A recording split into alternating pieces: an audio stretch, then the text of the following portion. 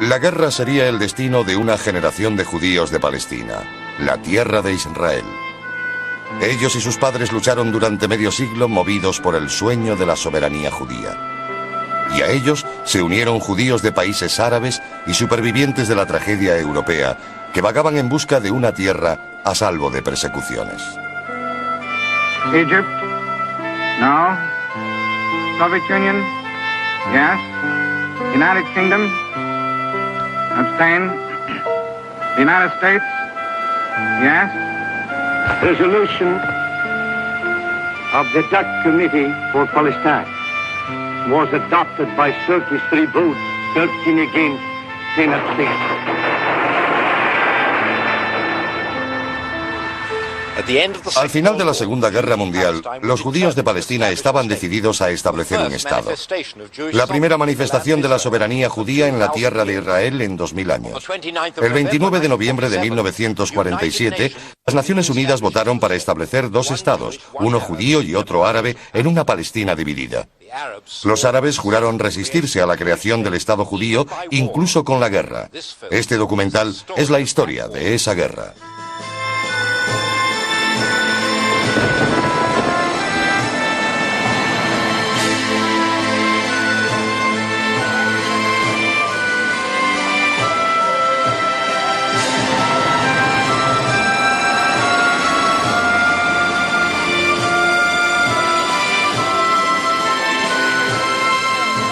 Israel, el nacimiento de una nación. Primera parte.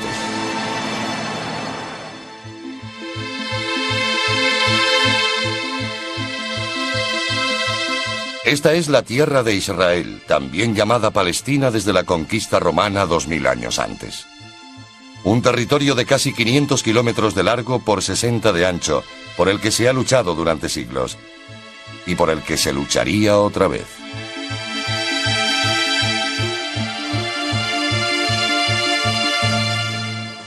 La partición daba a los judíos de Palestina un pequeño estado en la tierra de Israel. Áreas de población predominantemente árabe se convertirían en parte del Estado árabe, incluyendo la mayor parte de Galilea. Zonas de mayoría judía seguirían siendo judías, incluso el Negev. Jerusalén, en el centro del mapa, sería internacionalizado. Los ingleses habían conquistado Palestina durante la Primera Guerra Mundial y la Sociedad de Naciones había autorizado un mandato británico para gobernar el país. Palestina no parecía un territorio bajo mandato, sino parte del Imperio Británico, un imperio bajo estado de sitio después de la Segunda Guerra Mundial, con los pueblos luchando por su independencia. Los ingleses habían gobernado Palestina durante 30 años. Se establecieron más de 30 fuertes británicos por todo el país para controlar carreteras y cruces estratégicos. Los fuertes se construyeron en 1936 contra la revuelta árabe. En 1948, cuando los británicos preparaban la retirada, fueron escenario de cruentas batallas por su control entre árabes y judíos.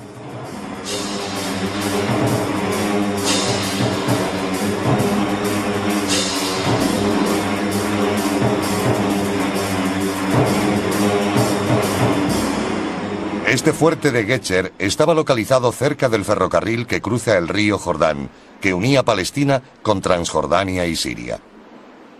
Este era el fuerte policial de Latrun, en el centro del país, que dominaba la entrada al desfiladero que conducía a Jerusalén desde la llanura costera. La población judía de Palestina era de solo 600.000 personas cuando comenzó la Guerra de la Independencia. Pero de esa pequeña comunidad surgió un grupo de personajes de excepcional valor. Era una generación de la que se esperaban granjeros y agricultores, pero se hicieron líderes en una serie de tumultuosos acontecimientos. David Ben Gurión era el jefe de la agencia judía y llegó a ser primer ministro de Israel. Yigal Allon era un audaz comandante militar, un israelí nativo. Su colega Isaac Rabin también era israelí. Yigal Yadin fue un admirable estratega que se convirtió en jefe del Estado Mayor y más tarde en famoso arqueólogo. Moshe Dayan también dejó huella en la Guerra de la Independencia israelí. Fue soldado y hombre de Estado. Menachem Begin fue el cabecilla del Irgun, empeñado en la causa de la soberanía judía de todo el territorio, no de la partición. Los judíos de Israel estaban divididos en una serie de ejércitos o agrupaciones militares. Todos ellos habían sido clandestinos durante el mandato británico, entrenados a escondidas de la policía inglesa. La Haganá era el más fuerte de los ejércitos anteriores al Estado. Dependía del jefe de la agencia judía, David Ben Gurion. Cuando comenzó la guerra, la Haganá contaba con 32.000 soldados registrados y 13.000 armas, en su mayoría fusiles. La Haganá tenía munición para 3 días escasos de lucha.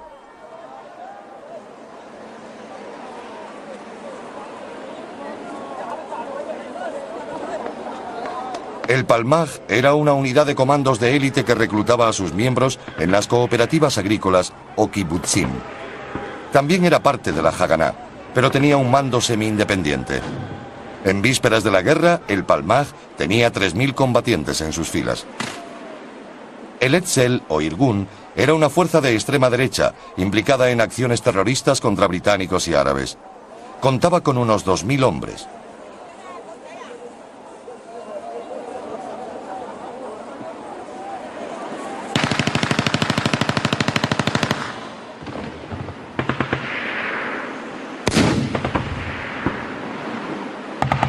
Después de la decisión de las Naciones Unidas de dividir Palestina, el sueño del Estado judío de la tierra de Israel estaba amenazado por la dura realidad de las armas.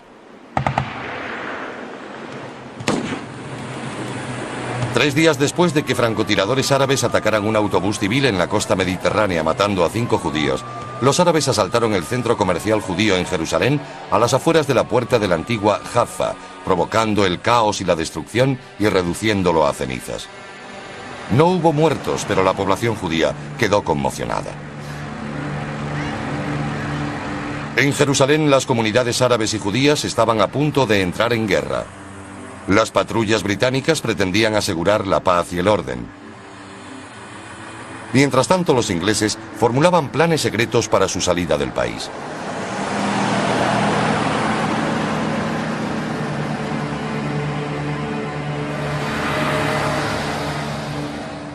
El líder de los judíos palestinos era David Ben Gurion. Era respetado y temido entre sus colegas. Ben Gurion quería luchar contra los árabes, frenar el poder del disidente Irgun y forjar una nación judía. Su visión de un Estado democrático judío y su estrategia para conseguirlo determinó la lucha de los nuevos israelíes contra sus enemigos.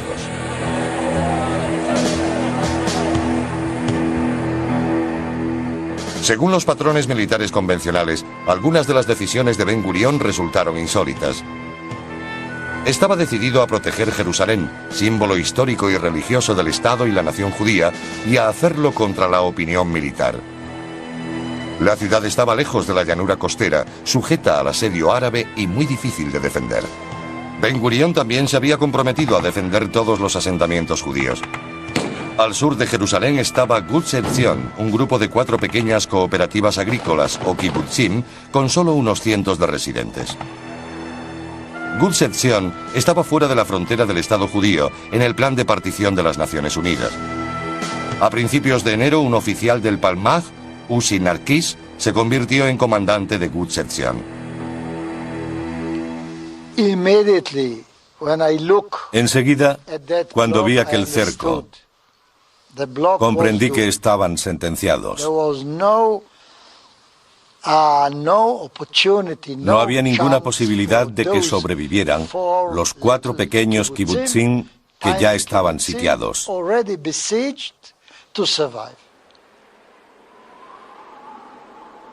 Los convoyes procedentes de Jerusalén debían cruzar una serie de pueblos y carreteras controladas por los árabes.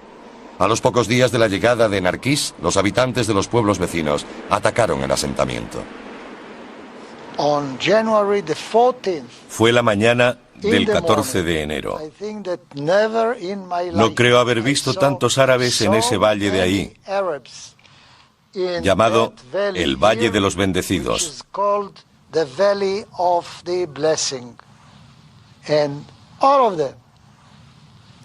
Cientos, miles de ellos se movían lentamente hacia Kfar Etzion.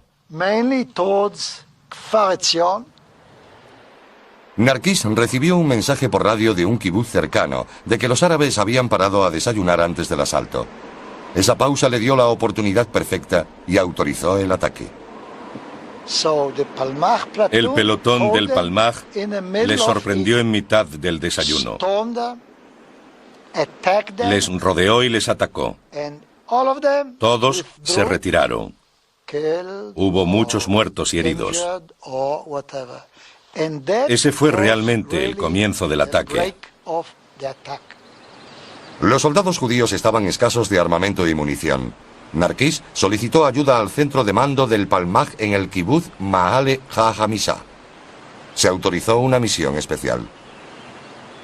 El 15 de enero por la noche, 35 hombres, incluyendo muchos estudiantes de la Universidad Hebrea, se dirigieron a pie por las colinas para llevar refuerzos a los defensores de Etzion. No tenían radio. Un árabe con el que se encontraron les indicó mal y movilizó a los lugareños contra ellos. Murieron los 35.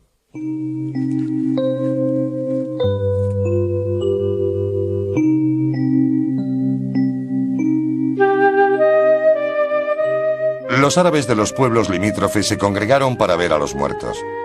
Estas fotografías fueron tomadas después por fuerzas israelíes. Los cuerpos estaban mutilados.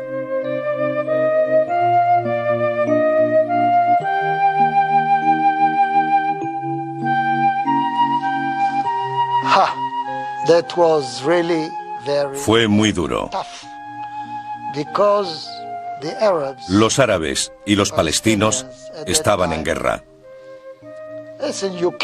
Pero nadie entendía por qué habían tenido que mutilar al enemigo. La matanza de 35 hombres llevó a los hogares la realidad de una guerra sucia con los judíos palestinos. El entierro fue lúgubre. Las imágenes de los cuerpos mutilados no fueron mostradas al público. El jefe civil del kibutz, Kfar Etzion, era David Ben David. Fue un golpe muy duro. Temíamos que el destino de esos 35 hombres pudiera ser también el nuestro. Había muchas opiniones. Algunos eran fuertes, otros no lo éramos tanto. Pero tuvimos la sensación de que nos esperaba un destino muy duro.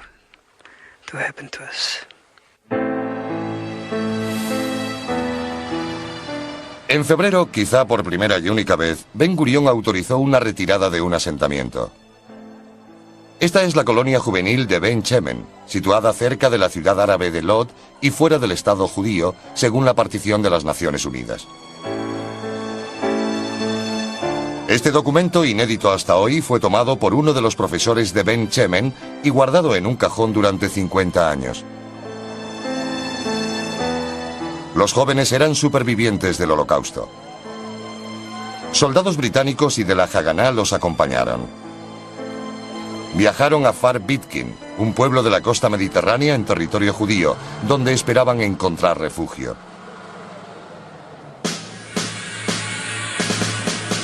La batalla también se desarrollaba al norte del país.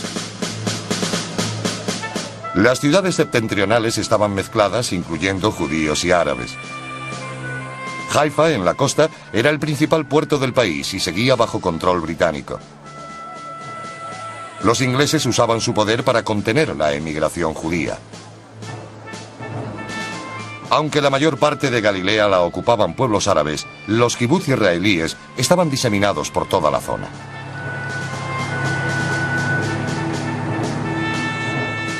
Un ejército de liberación árabe operaba con el respaldo del ejército sirio. Controlaba las llanuras del norte. El 16 de febrero atacaron Kiryat Zevi, un kibutz religioso en el valle del Jordán. Los judíos sofocaron el ataque. Murieron un judío y 40 árabes. Para guardar las apariencias, los árabes reivindicaron la victoria alegando haber matado a 300 judíos.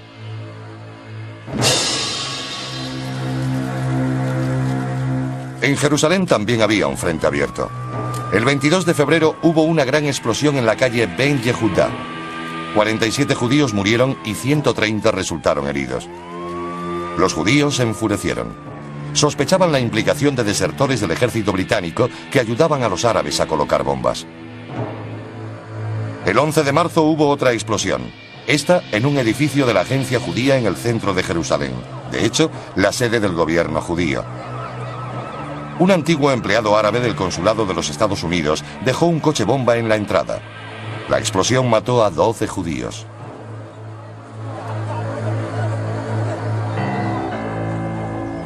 Los pueblos árabes que rodeaban Jerusalén suponían un cerco sobre la ciudad, aislándola de la costa. Los árabes podían hostigar y atacar convoyes, provocando heridos y muertos. Un grupo del Palmaj recibió la orden de ocupar la carretera a Jerusalén. Tzipi Nerilla, una enfermera de 17 años, era miembro de la brigada.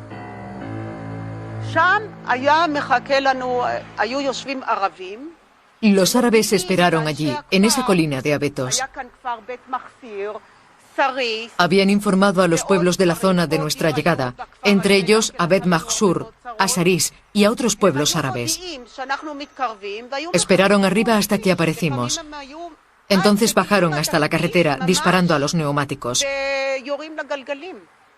Se convirtió en un combate cuerpo a cuerpo, porque caían sobre nuestros convoyes. Cada intento era una aventura desesperada. Detuvieron a unos cuantos convoyes, saqueándolos y matando a sus ocupantes. Murieron muchos judíos. Algunos lograron pasar. El mito y la leyenda crecieron mientras se intensificaba la batalla.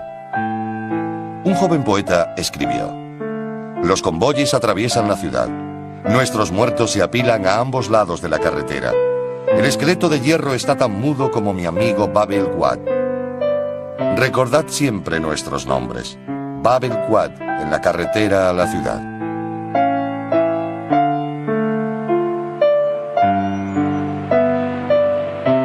Los esqueletos de hierro permanecen en la carretera de Jerusalén como recordatorios de la batalla.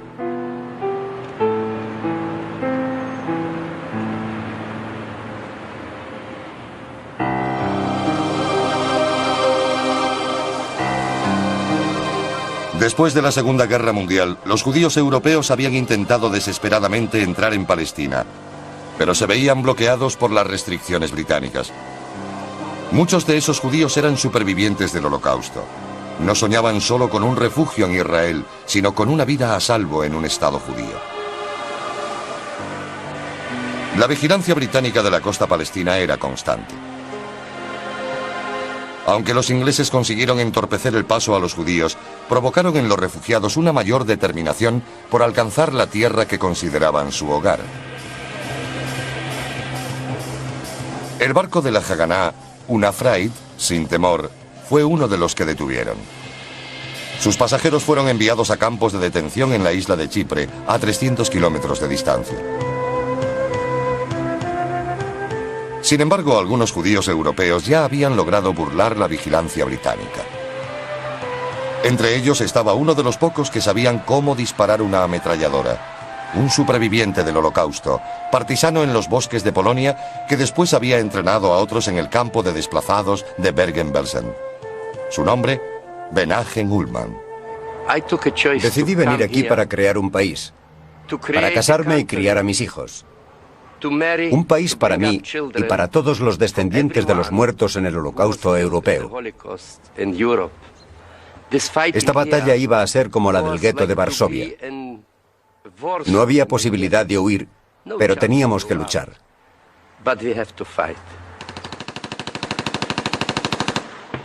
Abril de 1948 sería conocido como el mes cruel, un mes que determinaría el rumbo de la guerra. Dentro de Jerusalén se luchaba por el control de cada barrio. Había victorias judías, pero también muchas bajas. Se estrechaba el cerco árabe a Jerusalén. Los judíos de la ciudad apenas tenían algo para comer o beber. Cada gota de agua era un bien preciado. Se estimó que solo había alimentos para 2 semanas.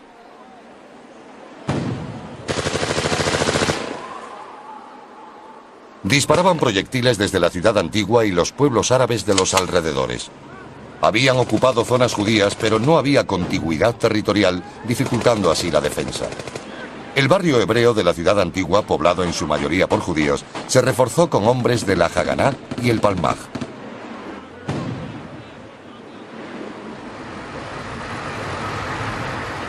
En el extrarradio de Jerusalén, pobladores y tropas irregulares árabes rodeaban la ciudad, asaltando los convoyes de abastecimiento. Los judíos sufrieron terribles pérdidas. Menachem Ullman fue testigo presencial. Tengo recuerdos de muertos, de vivos, de sacrificio, patriotismo, de gente unida, preparada para cualquier eventualidad.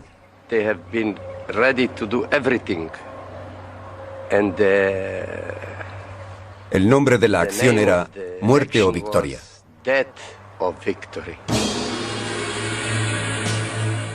A principios de abril, el Palmaj emplazado en las colinas planeaba un ataque para liberar el pasillo de Jerusalén y permitir el abastecimiento a la ciudad.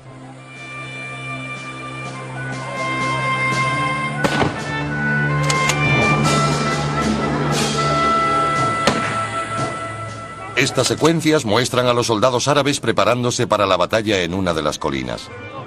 El cámara los acompaña en su ataque. Practican la toma de un asentamiento judío cercano a Jerusalén. Todos los pueblos que la rodeaban eran cruciales para el control de la ciudad.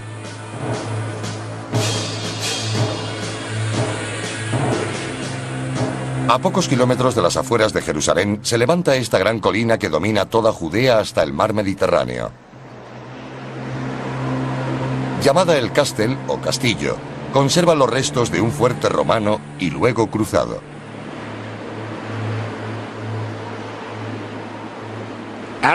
El control árabe de esta colina aisló el Jerusalén judío de la costa.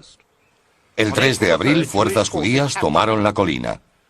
Pero tras 6 días de combate, fueron rechazados.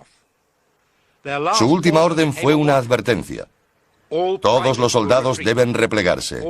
Todos los comandantes cubrirán su retirada. La tarde del 8 de abril, los judíos mantenían la colina, aunque miles de árabes irregulares estaban cada vez más cerca. Uno de los jefes de pelotón del Castel era Menachem Ullman.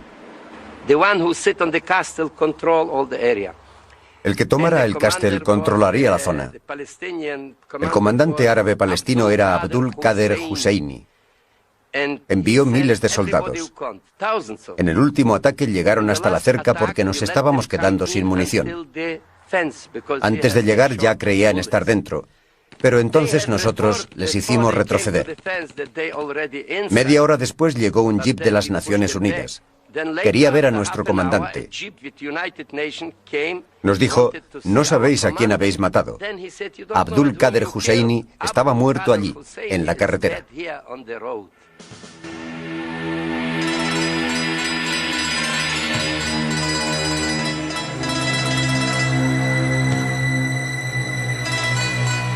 Al día siguiente ofició un masivo funeral por Husseini en Jerusalén, en el Monte del Templo, zona llamada por los árabes Haram el-Sharif, el noble santuario.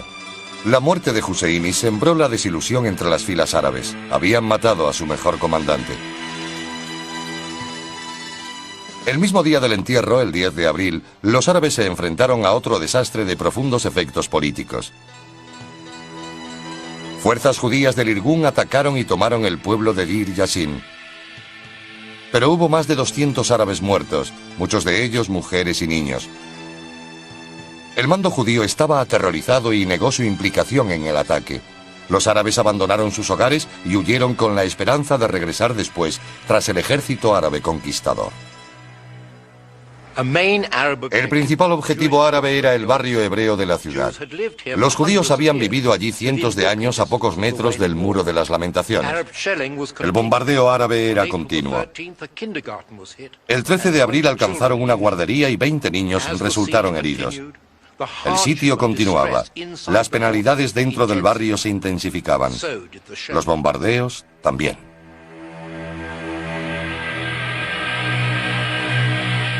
El hospital Hadassah en el monte Scopus, junto al Monte de los Olivos y la Universidad Hebrea, estaba conectado con el resto del Jerusalén judío por una estrecha carretera que cruzaba el barrio árabe. Hadassah era el principal hospital judío de Jerusalén. Amparado por una organización de mujeres americanas, atendía tanto a judíos como árabes, pero no había inmunidad para la violencia. El 14 de abril un convoy judío recorría esta carretera. Transportaba médicos, enfermeras, suministros médicos y pacientes al hospital Hadassah. Pistoleros árabes abrieron fuego inmovilizando la columna. Mataron a 77 judíos. Una joven americana escribió en su diario: todo Jerusalén vaga preguntándose, ¿habrá un final para todo esto? En el norte del país, las colinas de Galilea eran tan fértiles a mediados de abril de 1948 como hoy. Los agricultores, árabes y judíos, querían recoger sus cosechas antes de que estallaran hostilidades a mayor escala. Los ingleses tenían previsto evacuar las comisarías de la zona, pero no se ponían de acuerdo en la fecha. Mientras los árabes planeaban su ataque, las reuniones de emergencia se repetían en el kibutz. Ben Gurión dio la orden de proteger todos los asentamientos judíos. El 15 de abril, a pesar de la violencia de los ataques árabes, no habían perdido ningún asentamiento judío. El 15 de abril los ingleses evacuaron los fuertes de Safed y Nevi Yucha, puntos estratégicos para controlar la Galilea oriental. Este comando de élite preparó un ataque sorpresa sobre dos flancos a Nevi Yucha. Muchos de estos jóvenes perdieron la vida. El ataque fue rechazado. El Palmaj fue derrotado por primera vez, un fracaso que minó la moral judía. Yair Parag fue uno de los combatientes. En una noche mataron o hirieron a la mitad de los nuestros. 22 personas procedentes principalmente de un grupo que vivía en el kibutz y que pertenecían al mismo movimiento juvenil. Por todas partes se sucedieron los éxitos. El 18 de abril los ingleses evacuaron el fuerte policial de Tiberíades. Después de los ataques árabes, las fuerzas judías cortaron la ciudad en dos. Los civiles huyeron, dejándola bajo control judío. Unos días después, con los británicos planeando secretamente su marcha final desde Haifa, la Haganá decidió tomar la ciudad y abrir su puerto a la inmigración judía. En la batalla por Haifa, las fuerzas árabes y judías estaban igualadas, unos 600 hombres en cada bando. Al amanecer del 20 de abril, la Haganá lanzó un ataque en tenaza sobre el barrio árabe, desde el puerto y desde la parte alta de la ciudad. La Haganá pidió que la población árabe permaneciera en Haifa, pero la mayoría de los civiles huyó dejando la ciudad a los judíos.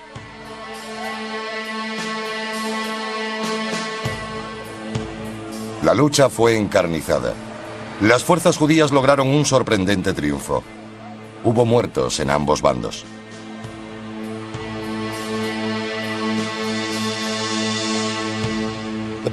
La batalla terminó el 22 de abril con victoria judía. Cuando los jefes árabes abandonaron Haifa, dijeron a los judíos: no os reconocemos y regresaremos cuando ya no estéis aquí.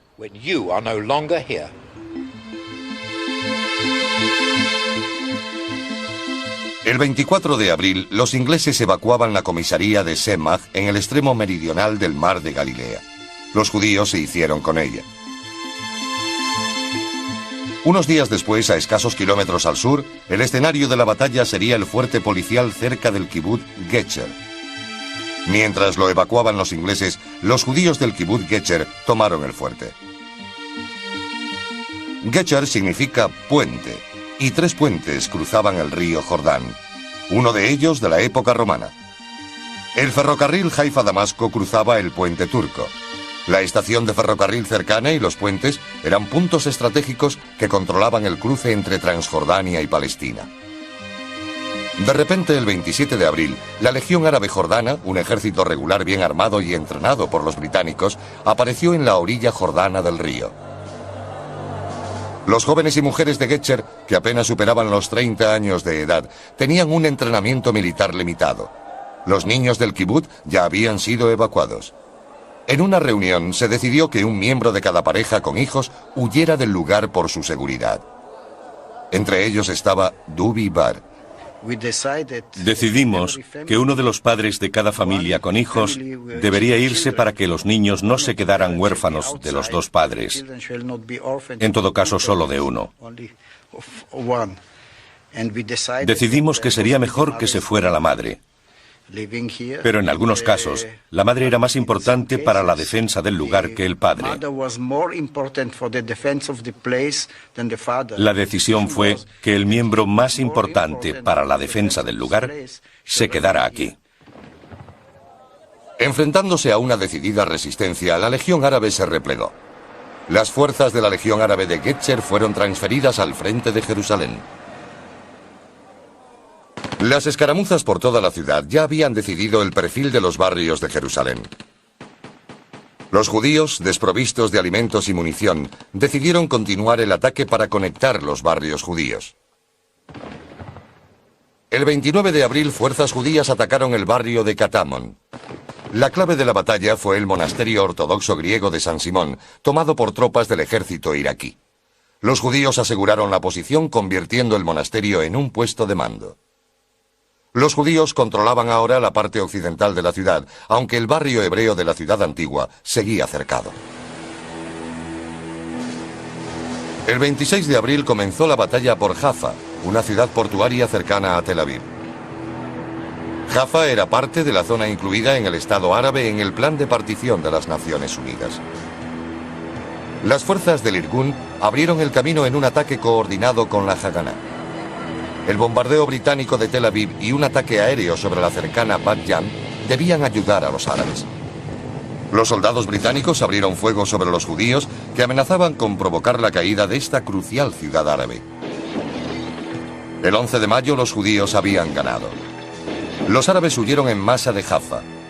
De 70.000 residentes, solo 3.000 permanecieron en la ciudad. Casi simultáneamente, la lucha por el control de la Galilea Oriental en el norte del país alcanzaba su punto álgido. Los árabes de Safed tenían fama de ser duros combatientes. Cuando los ingleses evacuaron la ciudad a mediados de abril, una unidad del Palmaj se había infiltrado en el barrio judío en la parte alta de la ciudad. Hubo un punto muerto durante varias semanas. Atacamos sin éxito. La moral estaba muy baja. La gente de Safed nos gritaba, nos preguntaba por qué les habíamos hecho eso. Podíamos habernos rendido a los árabes y ellos habrían sobrevivido. Pero ahora los masacrarían. El comandante del Palmaj, Yigal Alon, atravesó las líneas árabes para organizar un ataque. Comenzó la noche del 10 de mayo. Por la mañana Safed estaba vacío. 15.000 árabes abandonaron el pueblo en una noche y Safed estaba en nuestras manos.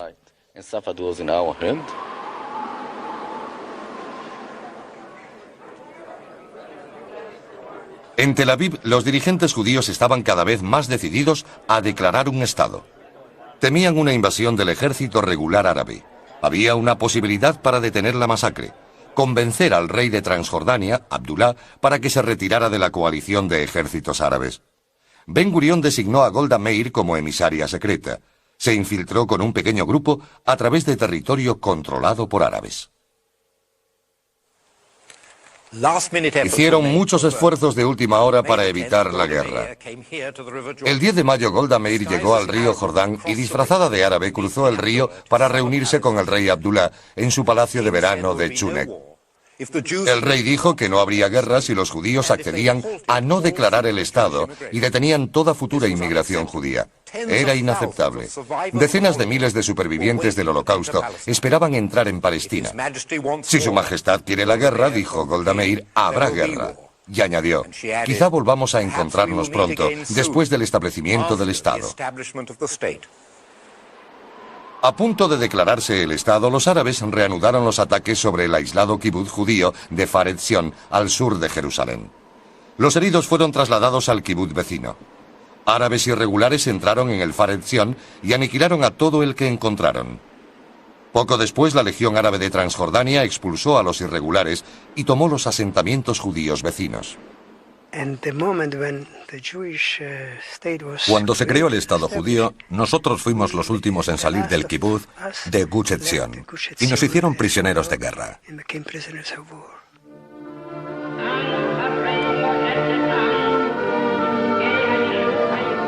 El 14 de mayo de 1948, Israel se convirtió en Estado. Ahora había una soberanía judía sobre parte de Israel, después de 2000 años de diáspora. La felicidad recorría las calles de Tel Aviv y Jerusalén. La alegría del presente ocultaba los peligros futuros.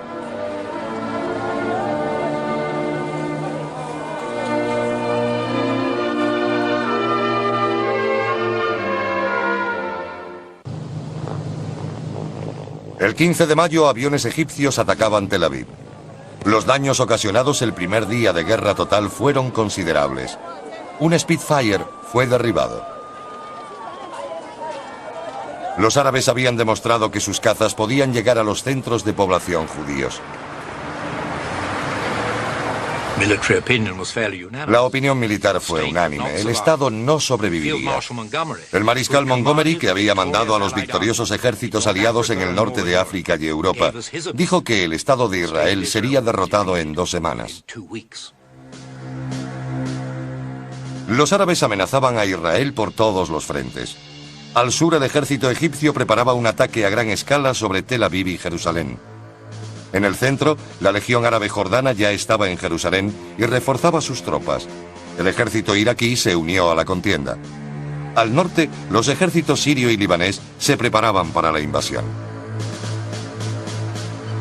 El 15 de mayo, los sirios se prepararon para el ataque en el extremo meridional del mar de Galilea. Avanzaron durante la noche. Los 2 asentamientos judíos más cercanos habían sido evacuados. En Semach, 42 judíos defendían la antigua fortaleza británica. Lucharon durante 2 días hasta que murieron. En Tel Aviv, David Ben Gurión ordenó a Moshe Dayan dirigirse al norte con estas palabras: protege los asentamientos del Valle del Jordán. Dayan reunió las fuerzas para la defensa, pero estaban desesperadamente escasos de armas y munición. A las 4:30 de la madrugada del 20 de mayo, el ejército sirio atacó de Ganya con tanques y lanzallamas. Comenzó una sangrienta batalla.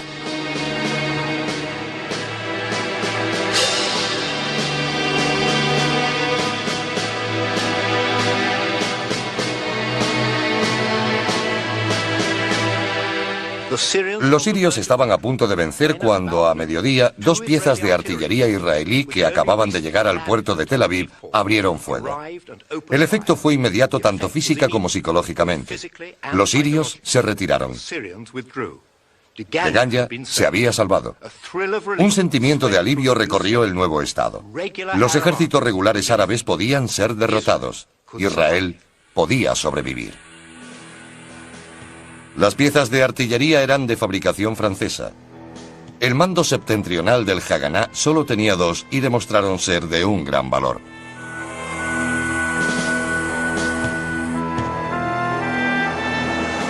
Al sur de Deganya, los habitantes del kibutz de Getzer estaban recibiendo refuerzos del Haganá. Habían pasado 2 semanas entrenándose. Tenían más armas y munición que antes.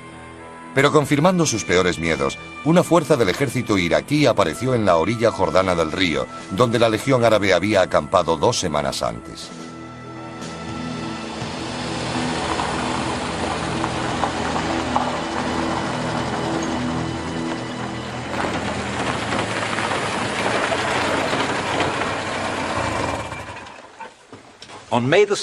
El 16 de mayo los iraquíes volaron la puerta y un vehículo armado entró en el centro del fuerte. Fue rápidamente destruido por los israelíes. El fuerte de Getzer estuvo sitiado durante 7 días. Los habitantes de los kibutz y los soldados israelíes aguantaron contra todo pronóstico. El 7º día, las 2 piezas de artillería israelí que había defendido con éxito de Ganya llegaban al sur. Abrieron fuego y los iraquíes huyeron. Al sur del país, en el desierto del Negev, los israelíes tenían varios asentamientos. Mantener el suministro de agua era crucial. Los egipcios esperaban escasa oposición de las fuerzas israelíes. El ejército egipcio decidió hacer un ataque masivo sobre 2 flancos para cortar el país en 2. Una fuerza avanzaría por las montañas de Judea para tomar Jerusalén desde el sur, privando al rey Abdulá de Jordania del control exclusivo de la ciudad. La fuerza principal avanzaría a lo largo de la costa hacia Tel Aviv.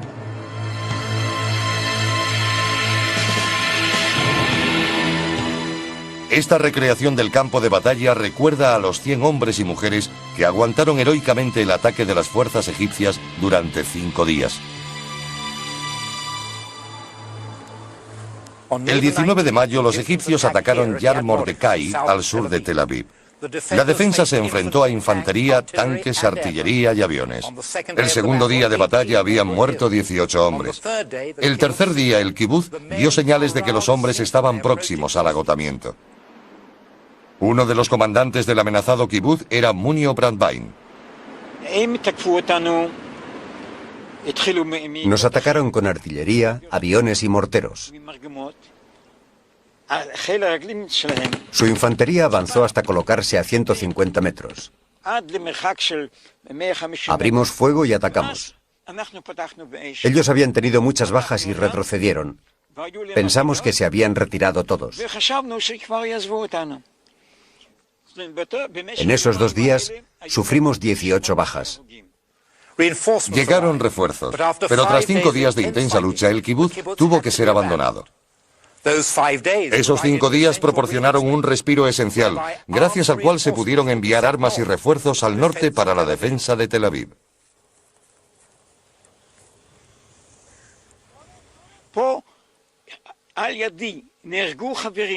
Murieron amigos, gente con la que había crecido, a la que conocía desde mi juventud.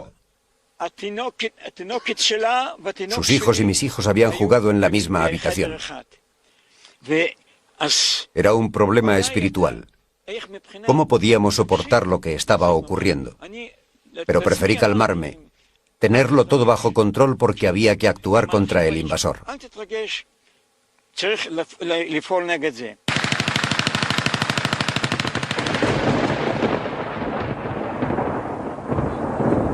Los egipcios creyeron que la conquista de Yad Mordecai sería una gran victoria.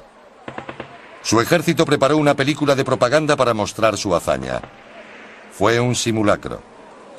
En el kibutz, los egipcios preparaban una repetición de la acción. Las únicas escenas reales de la batalla fueron estas, filmadas en el establo del kibutz. Los productores egipcios mostraron los cadáveres de las vacas que habían matado sus soldados. La bandera egipcia ondeaba sobre el kibutz de Yad Mordecai.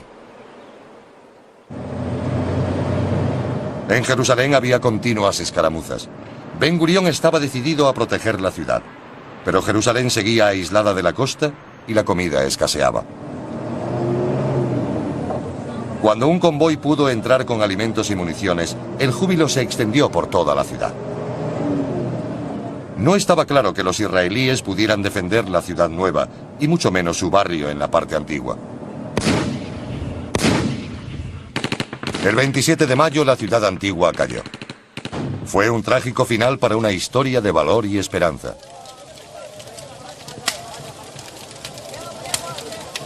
La Legión Árabe liberó a mujeres y niños que pudieron continuar hasta el oeste de Jerusalén. Se quedaron con los hombres como prisioneros de guerra.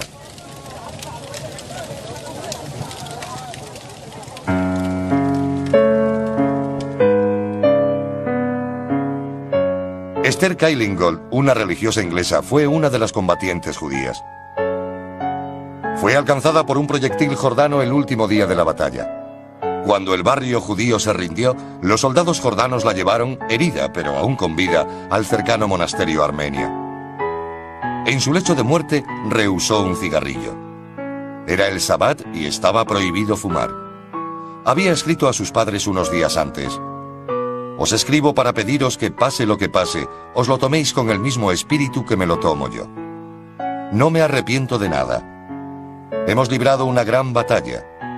He probado lo que es el infierno, pero ha merecido la pena porque estoy convencida de que al final disfrutaremos de un Estado judío y veremos colmados nuestros deseos. Me alegra pensar que vosotros podéis disfrutar y saborear los frutos de nuestra lucha. Sed felices y recordadme con dicha. Shalom y adiós. Os quiere, Esther».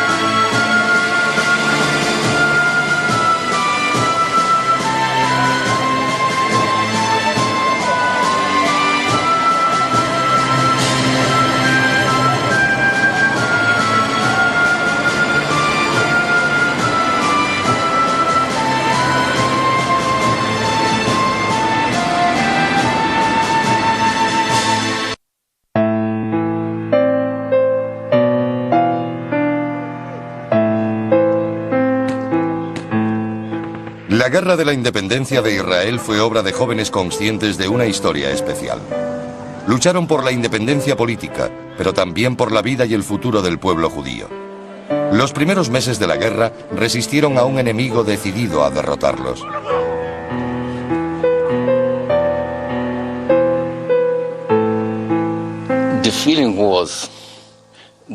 Había una sensación generalizada de que se libraba una guerra terminal. No luchábamos por una victoria segura, ni siquiera por la victoria en una batalla concreta.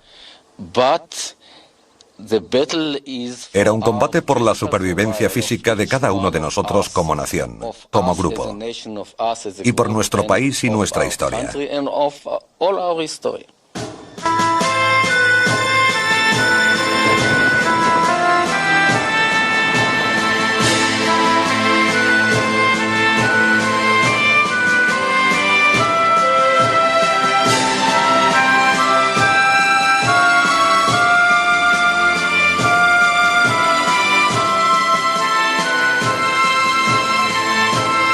Israel, el nacimiento de una nación. Segunda parte. Finales de mayo de 1948, la independencia judía ya era un hecho. En opinión de la joven británica Esther Kailingol, tanto se interfieren como si nos ayudan con nuestras dificultades, nosotros sabemos que venceremos. Había una gran confianza, pero la batalla se libraba en todo el país. Durante varias semanas de dura lucha, el nuevo Israel se había defendido de 5 ejércitos árabes y había conseguido aplastantes victorias. Gran parte de Galilea estaba en manos israelíes, desde Tiberíades en el este hasta Haifa en el oeste. Al sur del país habían detenido el avance egipcio a escasa distancia de Tel Aviv, aunque sus fuerzas ocupaban el norte de Negev y tenían capacidad ofensiva. En el centro, la Legión Árabe conservaba la mayor parte de lo que hoy conocemos como Cisjordania. El rey Abdullah esperaba anexionarla a Transjordania. La parte occidental de la ciudad de Jerusalén seguía siendo judía, pero estaba sitiada. El barrio hebreo de la ciudad antigua, incluyendo el Muro de las Lamentaciones, el lugar más sagrado del judaísmo, estaba en manos árabes. El mayor obstáculo para abrir el sector occidental de Jerusalén era este fuerte en Latrun. Controlaba el desfiladero de entrada a la ciudad. Si no se abría la carretera a Jerusalén, la zona judía seguiría siendo vulnerable. Ben Gurión decidió utilizar todos los recursos disponibles para tomar Latrun. Menachem Ullman fue jefe de pelotón en los combates. Adorábamos a Ben Gurión, pero a veces no era demasiado profesional. Dio la orden de utilizar a la gente que procedía de los campos de concentración del Holocausto para atacar Latrun desde Tel Aviv.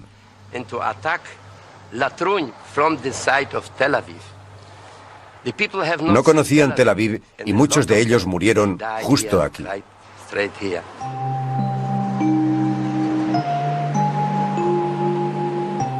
Había sido un día abrasador.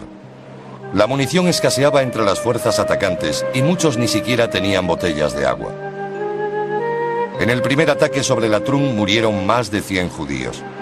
Israel sufrió el mayor número de bajas en una batalla. Muchos de los muertos eran supervivientes del Holocausto, sin familiares que lloraran su muerte. El asedio a Jerusalén se intensificaba y parecía obligado un segundo ataque a Latrun. Se lanzó el 30 de mayo. La orden era expulsar a la Legión Árabe del fuerte. 8 carros blindados israelíes tomaron parte en el ataque y llegaron a las murallas del fuerte, pero fueron rechazados por una intensa lluvia de fuego. Sali Ganor, superviviente del Holocausto en Lituania, fue uno de los combatientes. El problema era abrir la enorme puerta. Era muy pesada. Cuando lo consiguiéramos, entraría la infantería. Nos acercamos mucho, nos quedamos a pocos metros. No había nadie detrás de nosotros. Empezaron a dispararnos desde todos los vanos de la fortaleza. La Legión Árabe protegía el fuerte y los israelíes se vieron obligados a retirarse. La carretera a Jerusalén seguía bloqueada.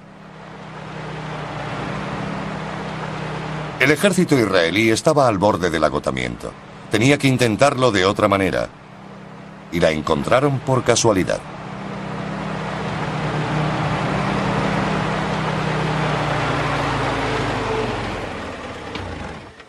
El fracaso de la toma de Latrun significaba que seguía sin haber paso a Jerusalén. 2 soldados israelíes consiguieron permiso para volver a casa asumiendo todos los riesgos. Ellos descubrieron la ruta. El 1 de junio, un pelotón israelí seguido de un jeep usó la carretera por primera vez. La ruta pasaba por tierra de nadie entre los 2 ejércitos, paralela a la carretera. Porteadores y mulas debían transportar las provisiones hasta Jerusalén. Se decidió construir una carretera para el paso de camiones. La construcción de la carretera de Birmania, llamada así en honor a la ruta de abastecimiento de la Segunda Guerra Mundial de la India a China, puso fin al cerco de Jerusalén. Ahora, nada podía evitar que las provisiones llegaran a la ciudad. A pesar de la proximidad del alto el fuego, la Legión Árabe aún mantenía el fuerte de Latrun.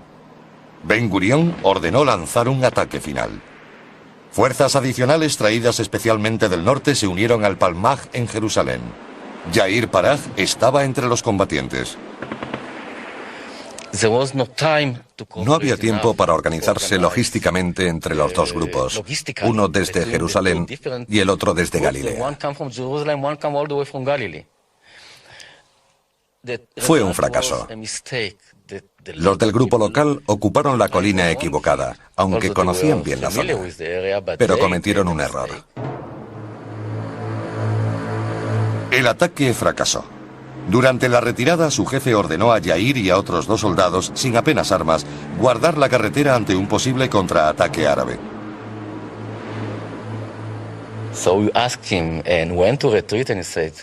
Le preguntamos cuándo retirarnos, pero no nos contestó. Tampoco nos dijo en qué dirección. Entonces entendimos que nos quedaríamos allí para siempre.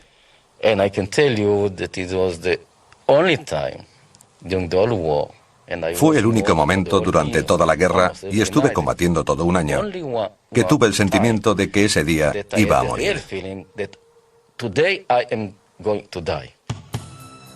El contraataque árabe nunca llegó. Al norte del país, a la sombra del monte Hermón, los israelíes consolidaron sus triunfos. Pero en los días previos al alto el fuego, los hombres de Kaouji y el ejército sirio intentaron desesperadamente una victoria. Los sirios centraron sus ataques aquí, en Mismar Ha-Yarden. Bir-Raski era jefe de una unidad de reserva de la Haganá.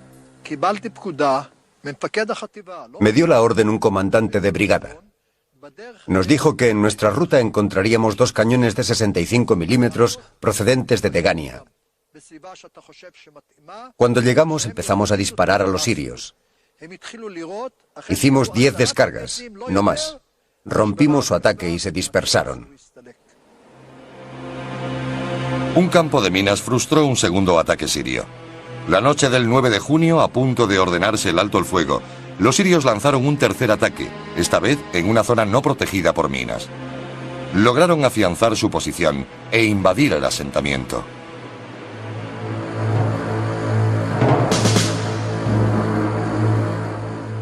El 10 de junio se acordó el alto el fuego.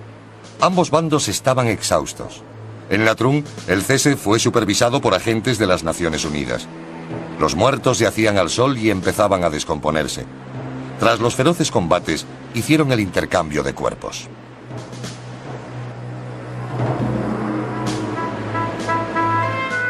En un mes de lucha continua contra ejércitos regulares, Israel había perdido 1.100 soldados y civiles, una grave pérdida para un país joven. Pero también se extendía una sensación de euforia. Ya no parecía probable ni posible que los árabes pudieran destruir el Estado de Israel o borrarlo del mapa de Oriente Próximo. En los días previos al alto el fuego, quería que me hirieran para sobrevivir y llegar al final. Quería estar vivo después de la guerra. Pero cuando llegó el fin, nos sentimos decepcionados porque tuvimos la sensación de no haber acabado la tarea.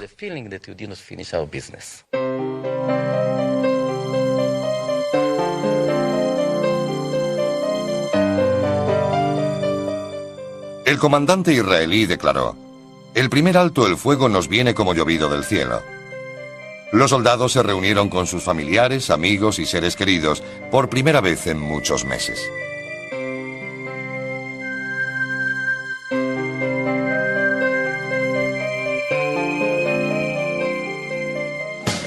La primera tregua dio a Israel el respiro que tanto necesitaba. Usando a sus agentes en el exterior, introdujo armas y munición, asegurando así una ventaja escasa pero real sobre sus enemigos árabes. El ejército israelí, compuesto en el pasado por míseras fuerzas, había alcanzado los 49.000 hombres y mujeres. Se intensificó la instrucción. Se hicieron grandes esfuerzos por conseguir aviones que formaran una auténtica fuerza aérea para contrarrestar los ataques árabes. Algunos de los aviones procedían de los Estados Unidos, otros de Europa, especialmente de Checoslovaquia. Muchos de los jóvenes pilotos eran veteranos de la Segunda Guerra Mundial de los ejércitos de América e Inglaterra. Los aviones eran el núcleo de la Fuerza Aérea israelí. Se integraron rápidamente en el orden de batalla para proporcionar apoyo crítico a las unidades terrestres.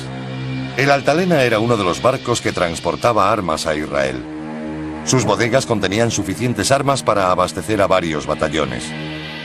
El artífice de su adquisición fue el disidente movimiento Irgun, temido por Ben Gurión como ejército privado por su poder político y militar. El jefe del Irgun, Menachem Begin y David Ben Gurión, no lograron alcanzar un acuerdo sobre el destino o la pertenencia de las armas. El barco llegó a las costas de Bitkin al norte de Tel Aviv.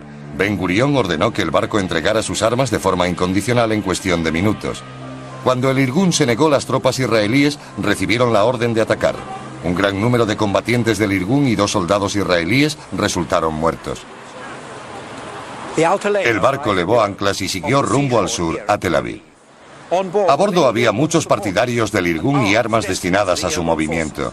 Ben Gurión no quería que hubiera ejércitos independientes en el nuevo estado e insistió en que el Irgun rindiera el barco y sus armas. Cuando se negó, dio la orden de abrir fuego.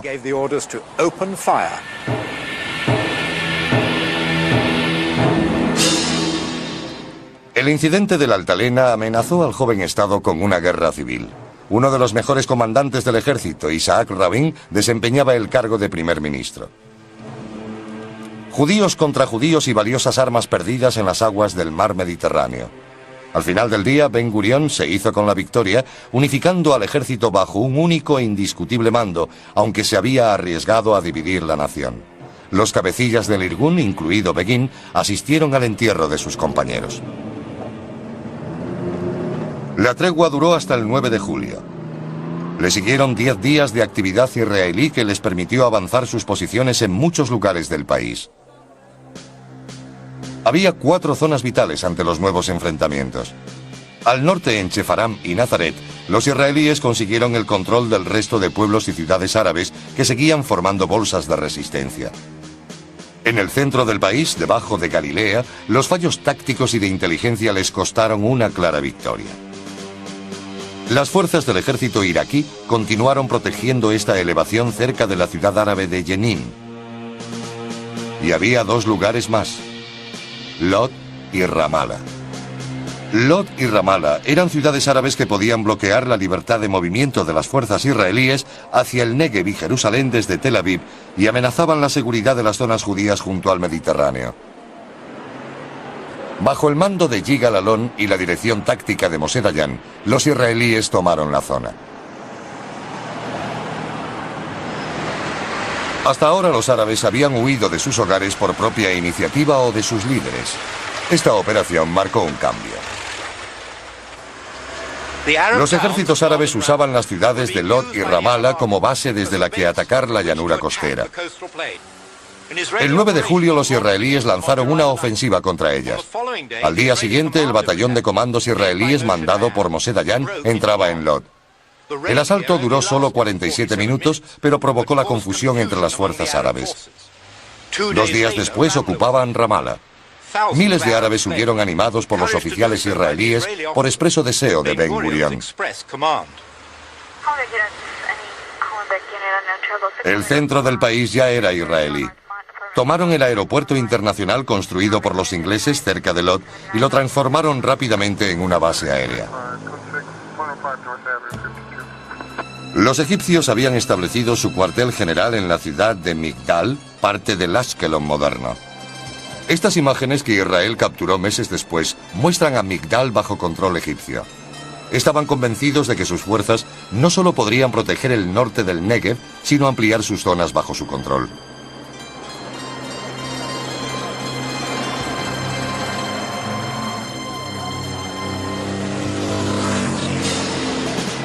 Entre las posiciones de los egipcios estaban los antiguos puestos británicos de Irak el Manchía y este de Irak Suidán.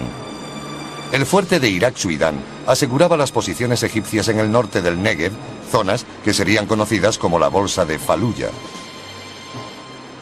El 12 de julio, fuerzas egipcias del Irak Suidán atacaban el kibutz Nekba, a solo 3 kilómetros. Le siguió una dura lucha. Cientos de kibutzim repelieron el ataque, rompiendo la ofensiva.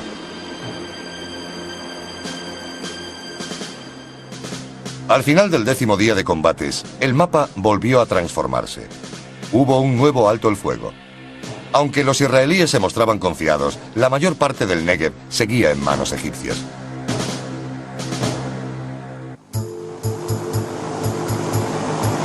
Las Naciones Unidas buscaban una solución política que estabilizara la situación.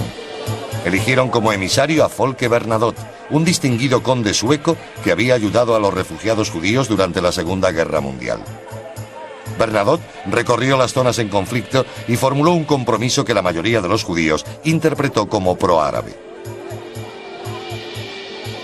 Su plan, bien recibido por egipcios e ingleses, dejaría el desierto del Negev en manos árabes, no israelíes, como formulaba el plan original de partición de las Naciones Unidas.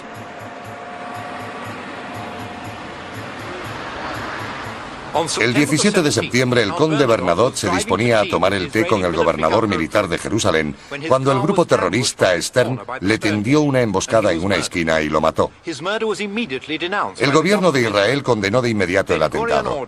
Ben Gurión ordenó detener a todos los líderes del Stern, rodear sus bases, confiscar sus armas y matar a todo el que se resistiera. Nunca encontraron a los asesinos de Bernadotte, pero recientes biografías y memorias indican quién fue el miembro del grupo terrorista que apretó el gatillo.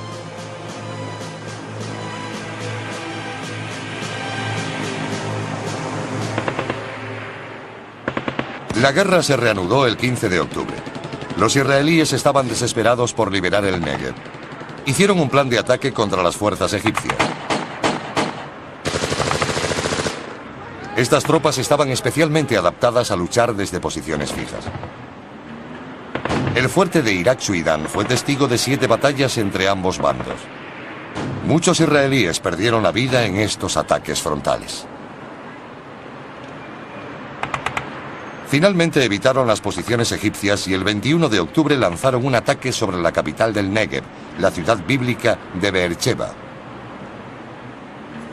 Tomar Beersheba fue relativamente fácil y no sé por qué. Quizá porque los egipcios perdieron su espíritu de lucha.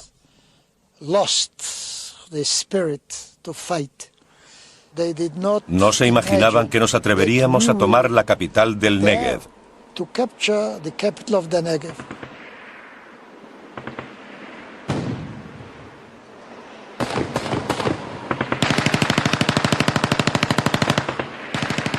Después de un intercambio de disparos, los egipcios del fuerte se rindieron.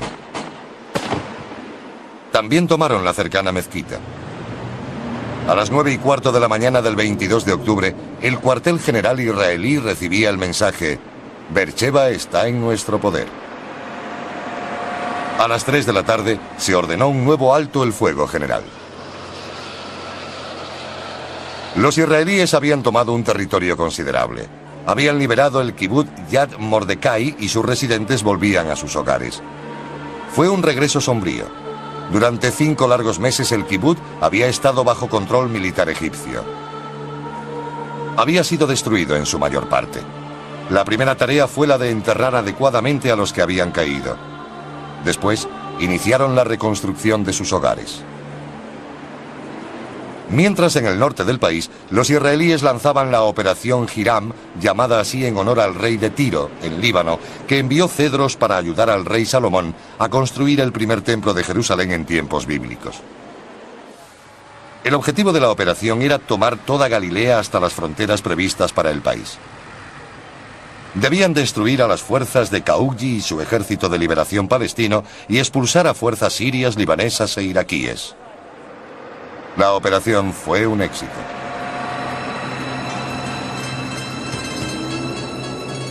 El ejército de Kaugji fue derrotado. Se aprehendieron 1.500 fusiles y además muchas ametralladoras, armas antitanque y alimentos. Los árabes de Galilea decidieron quedarse en sus pueblos. Se rindieron y muchos dieron la bienvenida a los israelíes. El ejército judío pretendía mantener relaciones pacíficas con los pobladores árabes de todas las zonas controladas. Las unidades del ejército recogían armas y munición del enemigo. Era el comienzo de una nueva era. El Estado de Israel prometió igualdad de derechos a todos sus ciudadanos, entre los que ya se encontraban los árabes. Pero en la práctica no siempre fue así. Después de la guerra, los pueblos árabes quedaron bajo control militar israelí, una situación que duró más de una década.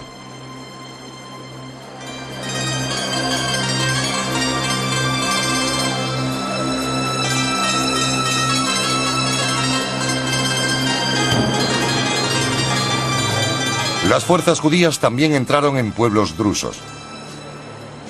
Estos tenían su propia religión, una rama del Islam. Muchos drusos ya habían decidido aliarse con los judíos y habían servido con su ejército durante la lucha. Se unieron a esa alianza y sus habitantes se convirtieron en ciudadanos del Estado de Israel.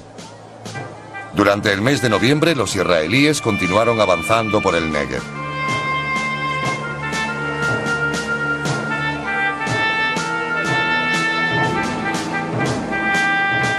La brigada Givati formó una unidad de caballería que recorrió el desierto, tomando territorios que eran impenetrables para las unidades motorizadas.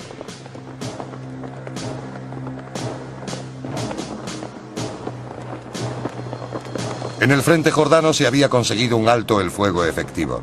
Israel vio una oportunidad en la obstinación egipcia, cuyas autoridades intentaban ocultar su débil posición a su pueblo, temerosas de las críticas y el descontento interno.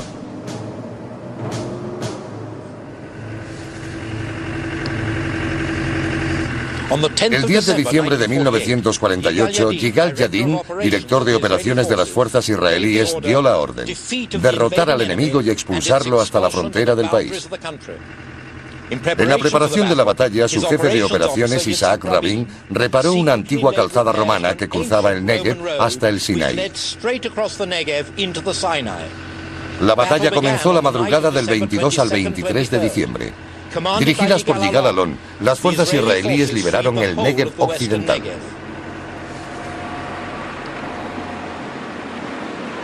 El objetivo de la operación no era solo tomar el territorio, sino obligar a los egipcios a negociar un armisticio. Los israelíes avanzaron en acciones bien coordinadas.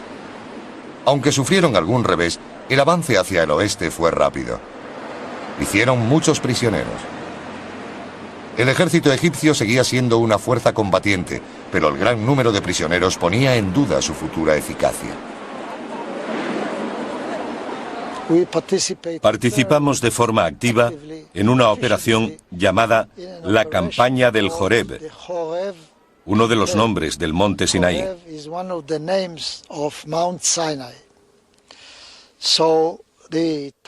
El objetivo de esta operación era expulsar al ejército egipcio de la frontera reconocida de Palestina.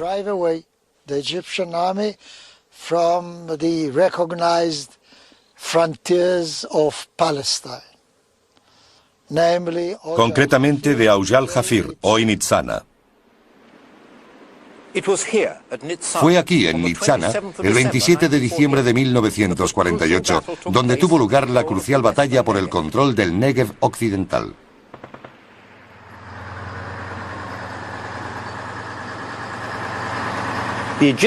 Las fuerzas egipcias estaban atrincheradas en la antigua línea turca de ferrocarril. Después de una dura batalla, fueron derrotadas y muchos oficiales de alta graduación hechos prisioneros. Hasta ese momento, el ejército egipcio había luchado en suelo israelí. Ahora tenía que centrarse en la defensa de su propio territorio. El sol del Sinaí se ha puesto en muchas guerras. El final de esta estaba cerca.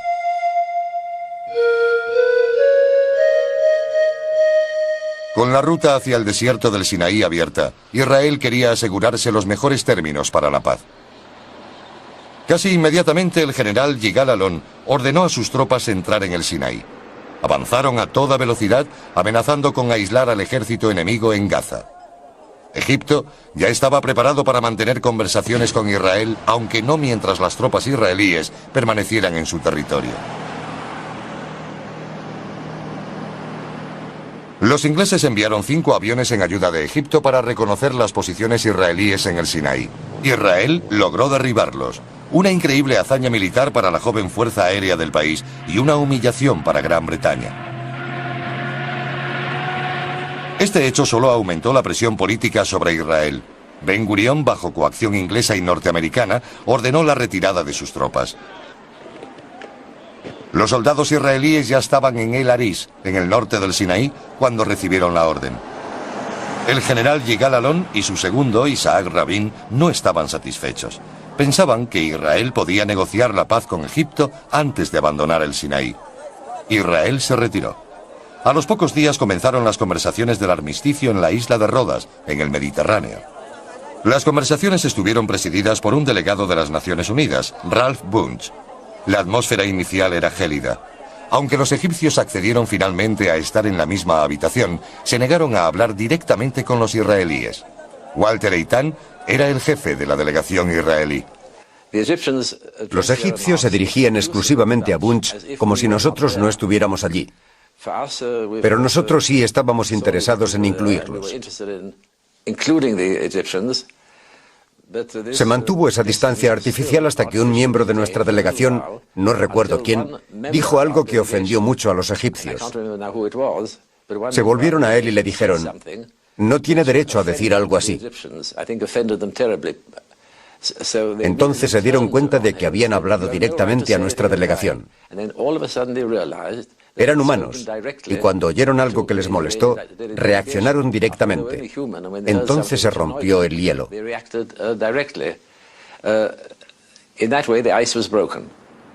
Como resultado del armisticio firmado el 24 de febrero, las tropas egipcias se retiraron de la bolsa de Faluya, desalojando por completo el territorio israelí.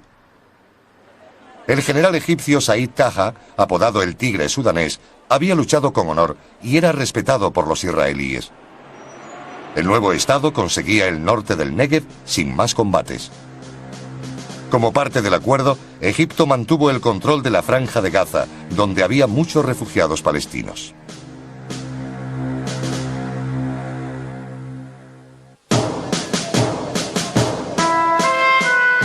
Con las conversaciones en buen camino, había una esperanza para la paz en todos los frentes y para el comienzo de una vida normal en Jerusalén.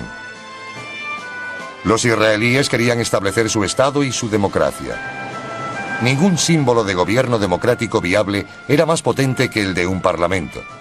Ben Gurión inauguró el Knesset, el Parlamento israelí, en el edificio de la Agencia Judía en Jerusalén el 14 de febrero de 1949.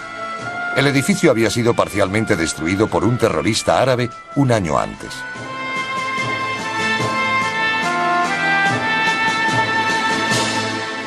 Las negociaciones egipcias habían dejado abierta la distribución del desierto del Negev.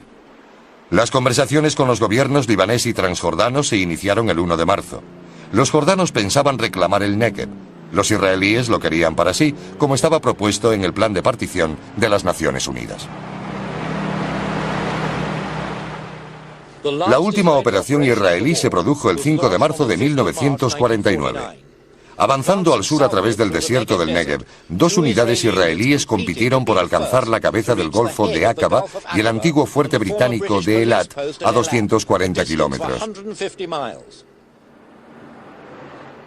Esta filmación fue hecha por cámaras del ejército israelí. Las fuerzas judías siguieron 2 rutas distintas por el Negev. Ambas brigadas tenían órdenes de evitar el combate con fuerzas enemigas. Exploradores aéreos y terrestres establecieron la localización de puestos avanzados árabes.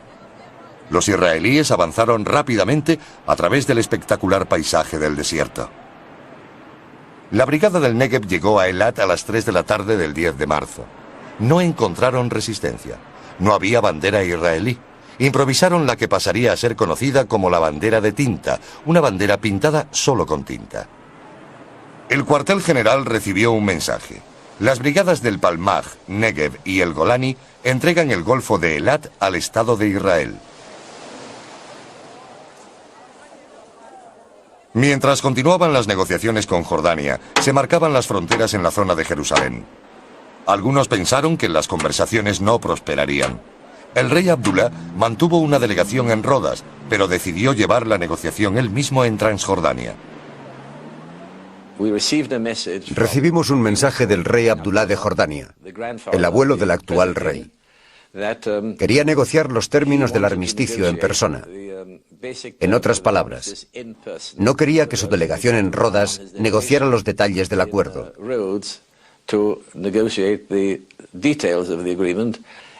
Lo decidimos todo directamente con él. Luego le comunicó las decisiones a la delegación en Rodas. Las conversaciones desembocaron en importantes modificaciones de fronteras. Israel consiguió Wadi Ara en el norte, incluyendo una serie de pueblos árabes donde tropas iraquíes habían ocupado las montañas. Wadi Ara proporcionaba a Israel un acceso más directo entre la llanura costera y la Galilea oriental. Ben Gurión lo había deseado desesperadamente. A cambio, los israelíes entregaron una pequeña franja cerca de Hebrón. El otro objetivo israelí era controlar la línea férrea de la costa a Jerusalén. Pasaba por el pueblo árabe de Bet Safafa. El rey Abdullah accedió a entregar la línea férrea y dividir el pueblo, esperando la aquiescencia israelí a sus propios planes de anexionarse Cisjordania. Después de la guerra, la situación de los árabes era realmente singular en este pueblo de Bet Safafa, al sur de Jerusalén. Por el armisticio, esta vía y esa parte del pueblo a mi derecha pasaron a manos de Israel, la parte izquierda a Jordania. Los vagones europeos llevaban un letrero: no sacar la cabeza de la ventanilla. Los israelíes hicieron una broma. Los vagones de esta línea tienen un letrero: no sacar la cabeza del Estado. Mientras, se habían abierto las puertas del país. El nuevo Estado declaró el derecho a regresar. Todo judío que quisiera hacerlo podría volver al país y hacer lo suyo. La respuesta no se hizo esperar. Desde el nacimiento del nuevo Estado, cientos de miles de inmigrantes llegaron a Haifa. Llegaban desde Europa junto a supervivientes del Holocausto, desde el norte de África, de América, Irán, Irak e incluso desde la India. Hubo que ampliar al máximo los recursos del puerto para recibirlos. El Estado también tuvo que hacer un gran esfuerzo para acogerlos.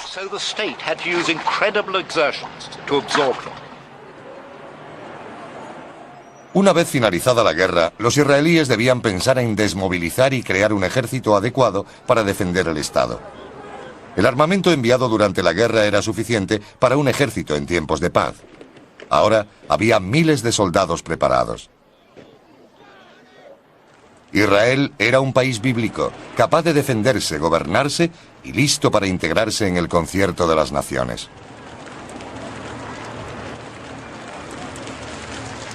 Las fuerzas de defensa israelíes se habían curtido en combate, pero el jefe del Estado Mayor, Yigal Yadin, se dio cuenta de que necesitaría un ejército permanente para defender el nuevo Estado. Israel era un país demasiado pobre para permitirse una gran milicia. Yadin fue a Suiza, donde quedó impresionado por su ejército de ciudadanos. Sin embargo, el ejército de Israel estaba basado en el servicio militar obligatorio y en un creciente número de reservistas.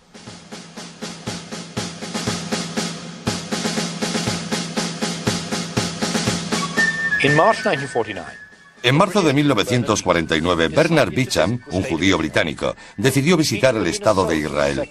Beecham había sido soldado en la Segunda Guerra Mundial, pero no había servido en Palestina. Le animó la idea de captar la sensación de vida del nuevo Estado y hacerlo en color. logró un extraordinario archivo de la vida en Israel en marzo y abril de 1949.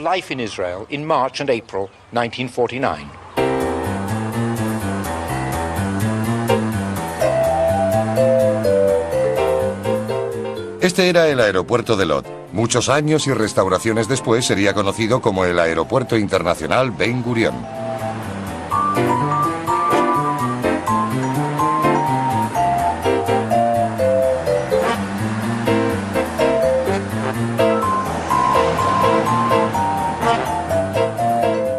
Tel Aviv era una pequeña ciudad mediterránea.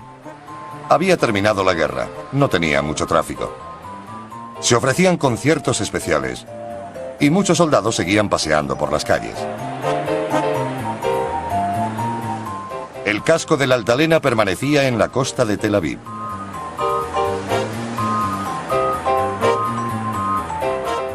Y este es Bernard Bicham, el exsoldado británico, el desenfadado fotógrafo de los primeros días de Israel.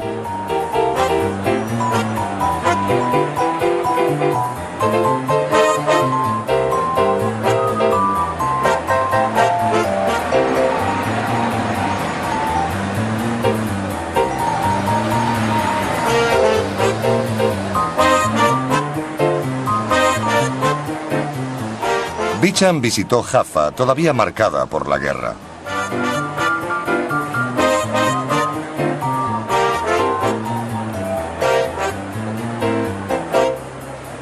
Esta es la estación central de autobuses de Herzliya, al norte de Tel Aviv.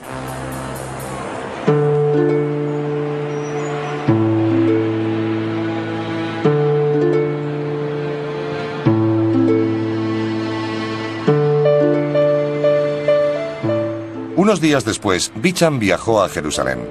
El contraste con Tel Aviv era mayúsculo. Jerusalén, en lo alto de altas colinas, es más frío que Tel Aviv. En los primeros meses después de la guerra era una ciudad sombría, aparentemente apesadumbrada por su historia.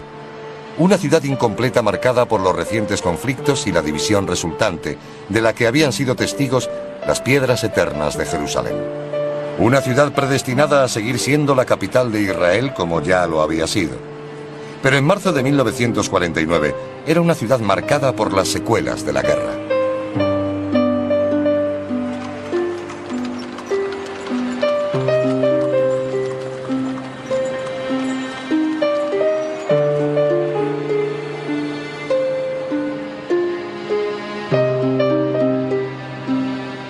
Las cámaras de Bicham rebasaron las murallas de la división para documentar de lejos el lado jordano de la ciudad, que albergaba muchos lugares sagrados, incluyendo el barrio hebreo y el Muro de las Lamentaciones, el lugar más sagrado del judaísmo.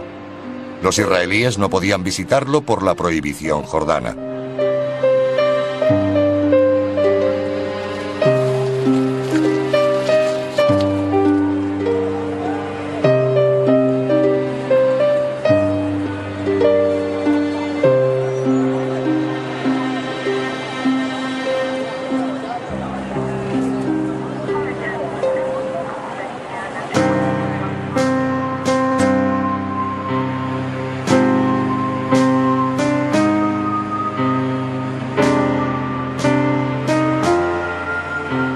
Bicham se dirigió al sur. En la frontera Irak-Sudán vio los restos de la guerra. Visitó el cercano Kibbutz de Nekba, que tan valientemente resistió los avances egipcios.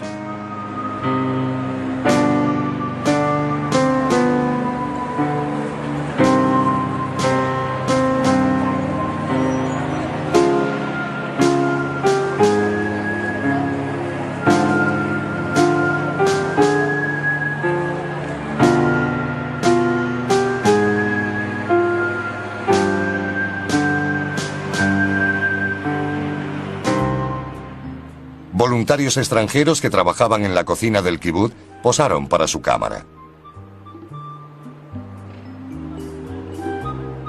Desde el kibutz Nekba, Bicham viajó más al sur, a Beersheba, la capital del desierto del Negev.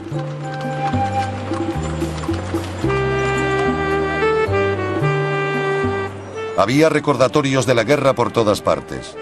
Los soldados beduinos ahora servían en el ejército israelí.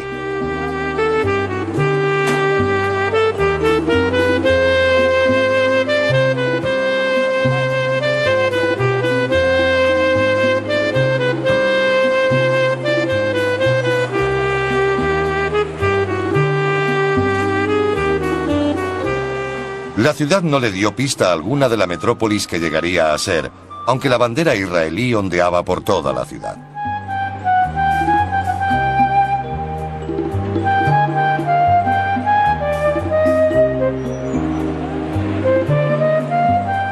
Los beduinos que deambulaban por el desierto del Negev seguían acudiendo a Beersheba a tomar café y a vender sus mercancías. Se convertirían en ciudadanos israelíes.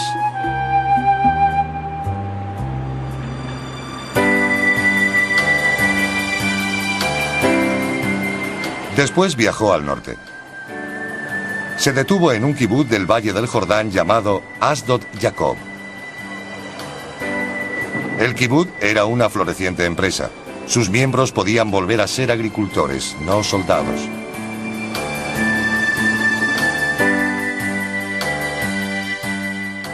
Bichan llegó a la ciudad de Tiberíades desde el extremo sur de Kinneret, el mar de Galilea.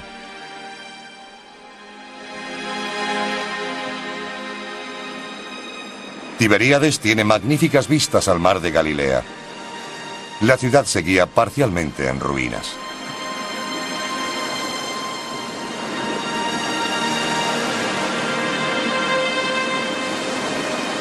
Había rótulos advirtiendo del peligro de las minas, recordatorios de la guerra por todas partes.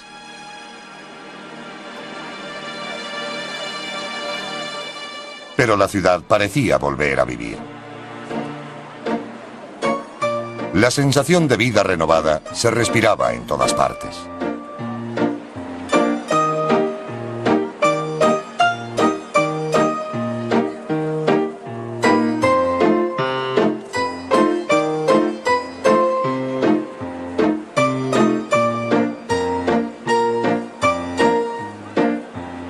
Era una ciudad valiosa para los cristianos.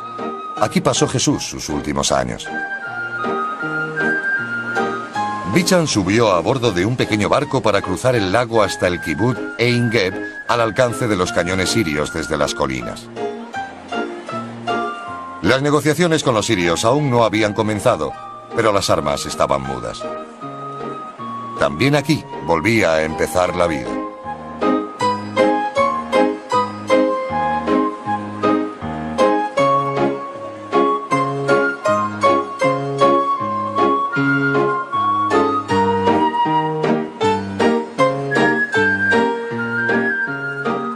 De vuelta a Tiberíades, los soldados israelíes partían en busca de un merecido descanso.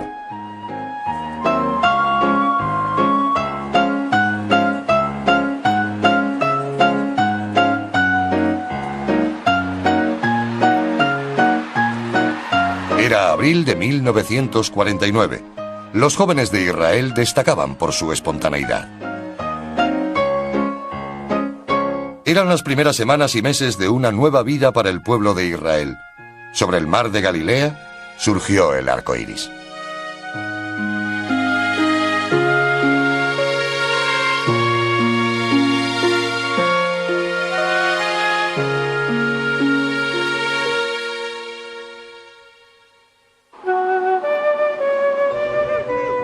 La guerra de la independencia de Israel fue una guerra por el establecimiento de un Estado y por la supervivencia de su pueblo. El destino de la guerra determinó el cese del fuego.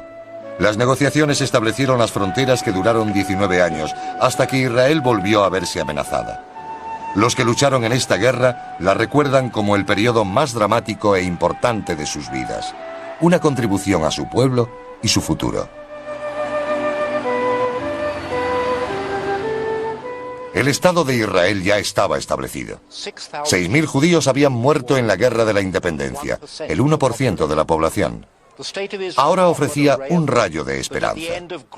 Después de un gran sufrimiento, hay una nueva vida. El pueblo de Israel había regresado a la tierra que lo vio nacer.